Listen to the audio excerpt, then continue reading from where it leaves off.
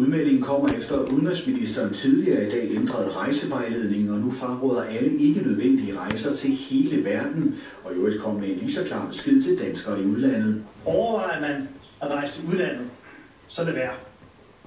Er man på rejse i udlandet, så kom hjem hurtigst muligt. Og her til aften lukkede statsministeren altså grænserne. Det betyder, at fra kl. 12 i morgen kan kun personer med såkaldt anerkendelsesværdige formål komme ind i Danmark.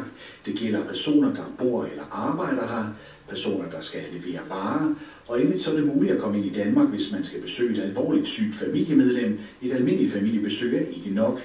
Danske statsborgere vil altid kunne komme ind i landet, men alligevel så vil grænselukningen få betydning for passagererne. De omkring 90.000 biler, der hver dag krydser de danske grænser, størstedelen her i Sønderjylland. Jamen, alvoren er for alvor gået op for mig, for danskerne, i forhold til, hvad coronavirusen faktisk betyder for landet. Og det er klart, det får nogle voldsomme konsekvenser. Også flyrejser vil blive berørt. Det er jo ret vildt at tænke på og se hele situationen, ikke? Altså... Alligevel bliver der taget godt imod initiativet i Københavns Lufthavn her til aften. Jeg tænker nok, det er meget sundt at lige trække bremsen en gang og se, om man kan få det stoppet et eller andet sted. Så det er nok fornuftigt nok. Grænselukningen vil indtil videre vare til efter påske.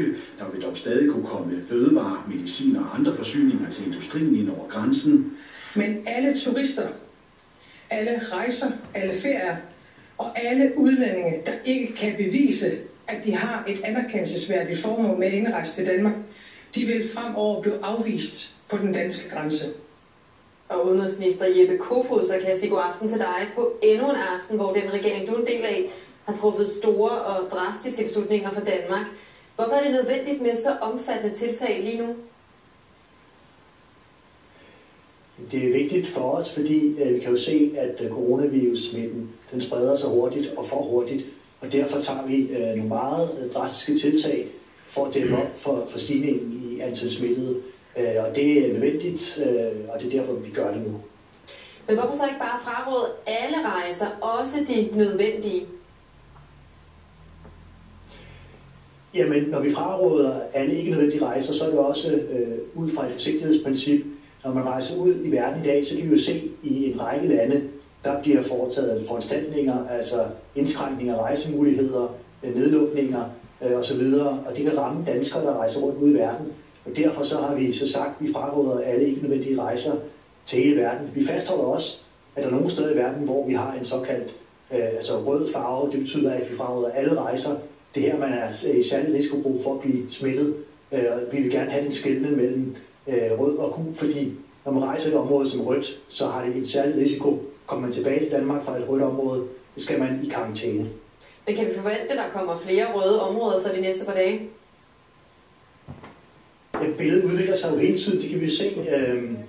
Vi kan også se i Europa, hvor som også er Bellevue-center, der kan vi se, at udviklingen går meget stærkt. Så jeg har tæt kontakt med mine kolleger i andre lande. Jeg har talt med den svenske, den norske, den tyske udenrigsminister i dag, og i går talte jeg med den østrigske. Vi kommer til at have tæt kontakt og følge udviklingen tæt, og der er andre lande, der kan ryge op på den røde liste eller regioner, hvis smitten spreder sig i de lande.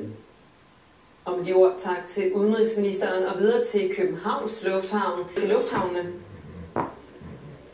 Ja, det kommer til at påvirke passagererne på den måde, at hvis man ankommer her til Københavns Lufthavn, så skal man altså væbne sig med rigtig god tålmodighed, for der vil være et markant større antal passagerer, som skal igennem grænsekontrollen, og der kan altså opstå nogle køer. Og for lufthavnen selv, der venter der en stor praktisk opgave, for der er allerede folk på vej med fly mod København, og har de ikke opholdstilladelse i Danmark, så skal de altså kunne indkvarteres i lufthavnen. Så lige nu der er man ved at finde ud af, hvor i lufthavnen man kan finde indkvartering til folk og holde på dem, indtil de måtte skulle hjem. Der kan jo gå et par dage, og det haster altså med at finde en løsning, fordi de her regler, de træder i kraft i morgen kl. 12.